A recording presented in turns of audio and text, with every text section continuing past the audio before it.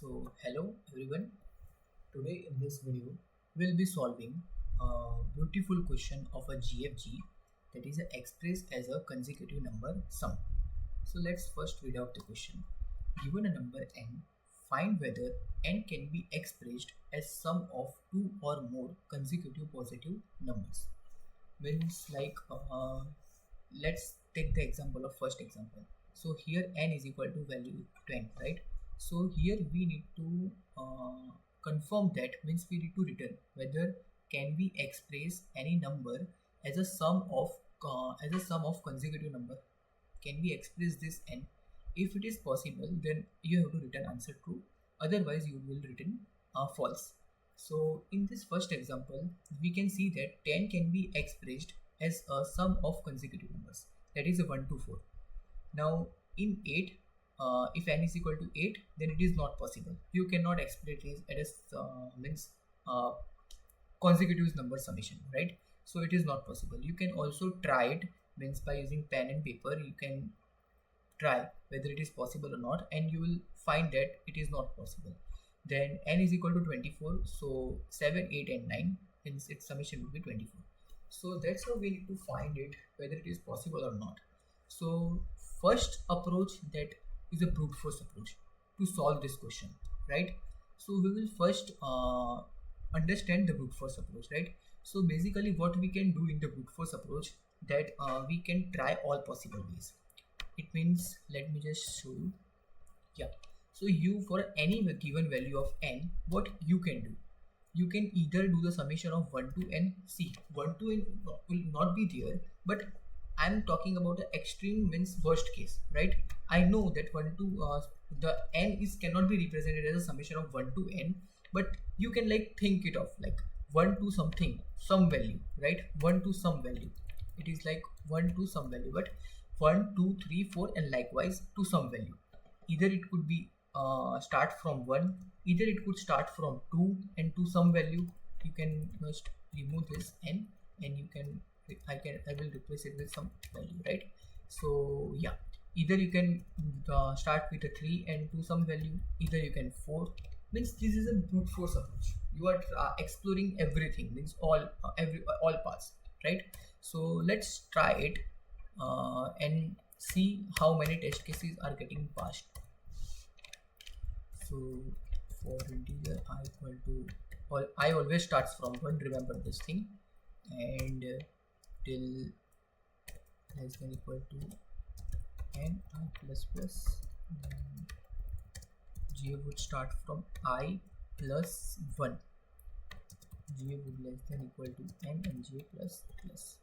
Okay, now what I can do is, I'll be like, either I can also do something like this, instead of taking and sum is equal to 0. If sum, first of all, sum plus is equal to j, and if sum is getting equal to n, then I'll return true, and if in case sum gets greater than n, then I'll simply break out of 2, right? And finally, if I had no answer, right, then I'll simply return false finally, right? Now let's just compile this. Okay, test cases are passed and the answer is coming like wrong. Okay, perfect. I'm okay. I need to just like see, I'll not equal to 1, I'll simply do less than n. So I hope now it will not give me a wrong answer, right? Okay, yes. So almost 1010 test cases are passed out of 1110. So that is a good thing, right? So here we need to optimize our code. So let's just look at expected time complexity that we are supposed to solve this problem. So okay, expected time complexity is big of 1, and also auxiliary space is 1, and by looking at a constraint, it is obvious that brute force will not going to work. Even though the problems is difficulty level is easy, still it is not possible to solve it using brute force, right? So we need to think of like approach that is solved in just constant time complexity. So this would not work, right? So I'll just simply remove it. Now I'll take you to some mathematical concept, right? I'll take you some to the mathematical concept. So let's just see that how can we solve this problem in just O of 1 time complexity, right? So I'll take you to my notepad. Yeah, over here. So here the value of n is equal to 24, right? And we need to find that whether it is possible to express it at the sum of consecutive numbers or not. So here we can, if we do the summation of 7, 8 and 9, then its answer will be 24, right? So my means what I can do is here, can we write n as something like this? Means x, if it is a summation of consecutive numbers, then I can always write this n as a x is any value, means you can get like generalize it, right? It is general value. So x plus 1, x plus 2. So in the above case, for the above case, the value of x was 7, right? If you just put x is equal to 7, then you will be getting n is equal to 24. So this is just for the above case, right? So if we write in general, then for any value of x, we would have equation something like this, right? That is x, then x plus 1, 2, and up till x plus k minus 1, right? So we can write it like this. So and finally we will evaluate it. Then we can see that 1 to k minus 1, right? So 1 to k minus 1 summation is just, you can separate x means this variable from a constant values, right? So if I do the summation of the constant values, then it answer would become will get k into k minus 1 upon 2, right? You know, just summation of any n numbers is n into n plus 1 by 2. So here we are going up till k minus 1, so that is why k into k minus 1 by 2. So this is the summation of constant number, right? And what about the x? So x will also be added in our answer. So finally it is, since it is k times, so k into x, so we can represent the n as something like this, right? And when I means rearrange the equation and make it means in order, so I will something have like 2 into n is equal to k, 2x minus 1 and plus k, right? So at final, when you evaluate your equation, means you will reorder your equation, then it looks something like, it would look something like this, right? Now here you can see that 2x minus 1 is always odd. 2x minus 1 is always odd. Why? Because 2x is always even, so 2x minus 1 will always odd, right? So, and from here you can also see that this k into this particular term would always be even. Why? Because 2 into n is even. 2 into n is even, so this particular term would also be even. It must be even, or it is bounded to be even, right? So 2 in 2x minus 1 is always odd, that is for true, right? Now k could either be even or odd, right? K could either be even or odd. So let's say k is even. K is even. So this is odd, that is why I have here written as odd. K is even and here it is even, right? So odd plus even is always odd. You can something take like 3 plus 2 is always means 5, and 5 is odd, right? So when you multiply even and odd, you will be getting always even, right? Means like you can take 2 into 3, 6. Then you can say like 2 into 7, 14, right? So multiplication of even and odd is always even, right? Similarly, if you take the k as a odd, then you will be seeing that again you will be getting odd into even and even, and that's we want, right? That's we are looking for. We want always even answer, because 2 into n is always even, right?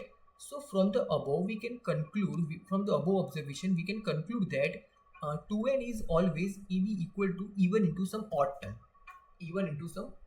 right?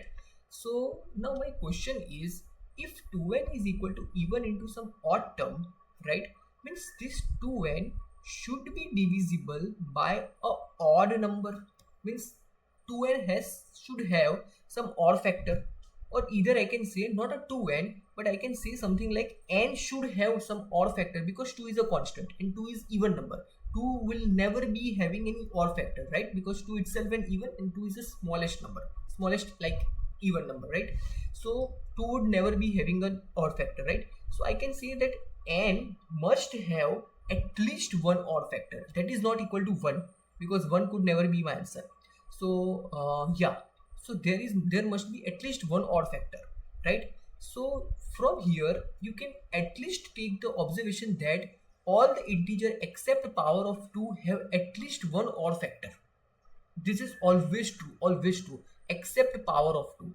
Now I would always also like to explain you that why except power of 2.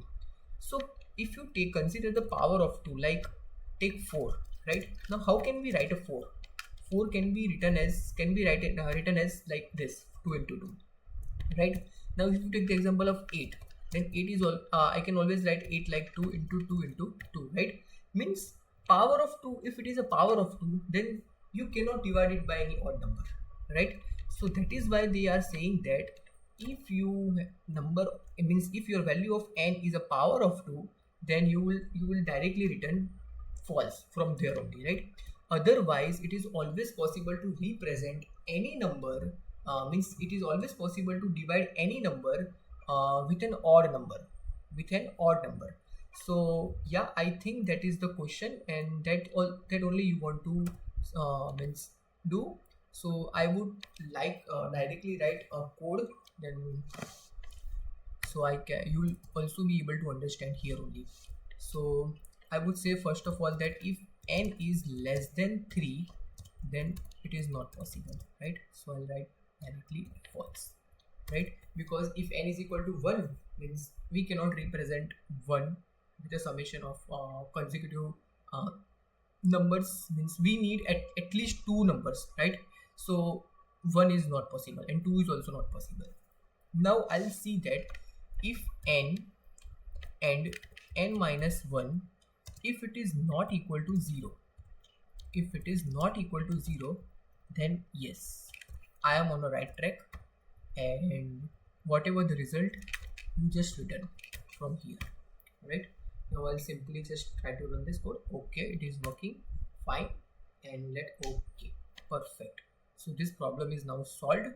So I hope you understood it. Here this is the way to check whether the number is a power of 2 or not. If you do the AND and bitwise AND with a n minus 1, then it would give you an answer that whether a number is means power of 2 or not. If it is not equal to 0, it means it is not a power of 2. If it is equal to 0, it means it is a power of 2, right? So I hope it is understood, and this question was like something mathematical. If you are good at mathematics, then I hope you would, means you have tried and you would be very close to the approach. Yeah, that is all about the questions. If you still have any doubt, let me know in comment section. And if you are new to my channel, I would encourage you to subscribe it, hit the bell icon, and also like the video, and you can also share it with your friends. And yeah, thank you.